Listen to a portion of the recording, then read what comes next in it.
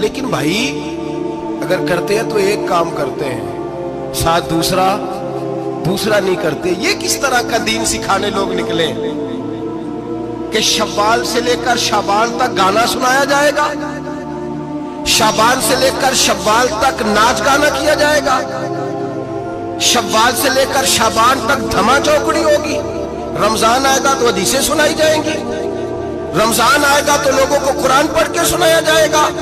یہ مذہب بانج نہیں ہے کہ گویے مذہب سکھائیں گے، ایکٹر مذہب سکھائیں گے۔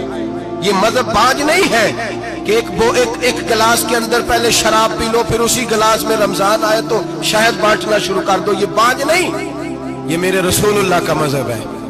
اگر تمہیں شوق ہے دین سیکھنے سکھانے کا، یکم رمضان کو توبہ کرو اور کہو کہ ہم ٹی وی پہ بیٹھ کے حدیثیں سنائیں گے تو سارا سال سنائیں گے، اور جس زبان سے حدیث نکلے گی پھر اس سے کبھی گندا گانا نہیں نکلے گا، پھر کبھی ناچ گانا نہیں ہوگا۔ یہ کون سا مذہب ہے جو بیویاں سکھا رہی ہیں؟ یہ کون سا دین ہے جو عورتیں سکھا رہی ہیں؟ میرے رسول پاک صلی اللہ تعالی علیہ وآلہ وسلم کا وہ مذہب ہے کہ میرے اعلیٰ حضرت فاضل بریلوی رحمت اللہ علیہ نے فرمایا، مرد کے لیے جائز نہیں کہ وہ عورت کی زبان سے میلاد بھی سنے، نعت بھی سنے۔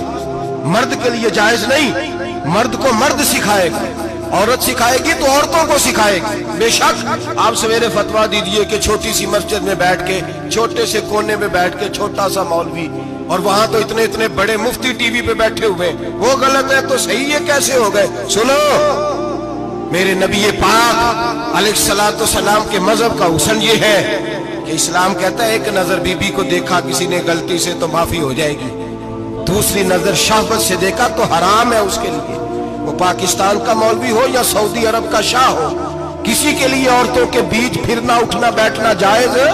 میرے نبی پاک صلی اللہ تعالی علیہ وسلم نے فرمایا ہے میں عورتوں سے مصافحہ کرنے نہیں آیا، اور میرے نبی پاک صلی اللہ علیہ وسلم نے فرمایا ہے، حضور فرماتے ہیں لیکن نا کتا بالکل ناپاک نہیں ہوتا، کتے کا تھوک ناپاک ہوتا ہے، یا کتا گیلا ہو جائے تو ناپاک ہوتا ہے، لیکن خنزیر سارا ناپاک ہوتا ہے، کل ناپاک ہے خنزیر۔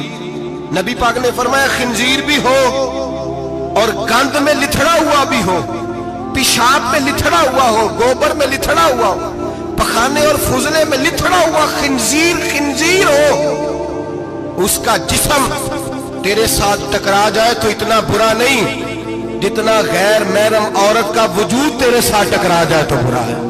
اس حد تک میرے نبی پاک صلی اللہ علیہ وسلم، اور گنبد کے معاملے میں فتویٰ دینے والے، یا رسول اللہ کہنے پر کفر کا فتویٰ دینے والے اور بڑی بڑی باتیں کرنے والے خاموش کیوں ہو گئے؟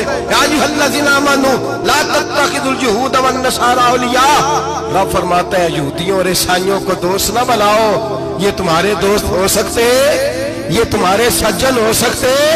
جب عرش کا مالک کہہ رہا ہے سجن نہیں ہو سکتے تو دوستی کی بات کیسے بڑھا رہا ہے؟ یا رسول اللہ ہمارے سجن کون ہو سکتے ہیں؟ فرمایا تمہارا دوست وہ ہو سکتا ہے جو محمد عربی کا غلامی کرنے والا ہو، جو رسول اللہ کی نوکری کرنا ہو دوست ہوگا۔ دوسرا دوست ہو سکتا؟ کوئی ایکٹر مذہب نہیں سکھائے گا، کوئی گویہ مذہب نہیں سکھائے گا۔ حضرت جناب سیدنا جنید بغدادی، بغداد کے پیر سے کسی نے پوچھا تھا آج سے 1100-1200 سال پہلے، وہ تو زمانہ ویسے نیکی اور پرہیزگاری کا تھا، کہا بابا جی مرد اور عورت نیک ہو، بغیر پردے کے، بغیر حجاب کے، بغیر دیوار کے بیٹھ کر ایک دوسرے کو دین سکھا سکتے ہیں؟ حضرت صاحب بتائیے، مرد اور عورت نیک ہو تو بغیر پردے اور حجاب کے ایک دوسرے کو دین سکھا سکتے ہیں؟ حضرت جنید بغدادی فرمانے لگے سکھانے والا حسن بصری ہو اور سیکھنے والی رابعہ بصری ہو تو پھر بھی بغیر پردے کے بیٹھنے کی اجازت نہیں۔ تو مفتی صاحب کو اجازت کس نے دی؟ مولانا صاحب کو اجازت کس نے دی؟ بڑا وہ نہیں ہوتا جو ٹی وی پہ زیادہ آتا ہے، بڑا وہ ہوتا ہے جو رسول اللہ کے دین پہ عمل زیادہ کرتا ہے۔ حضرت عبداللہ ابن مسعود رضی اللہ تعالیٰ عنہ فرماتے زیادہ باتیں کرنے والا عالم نہیں ہوتا۔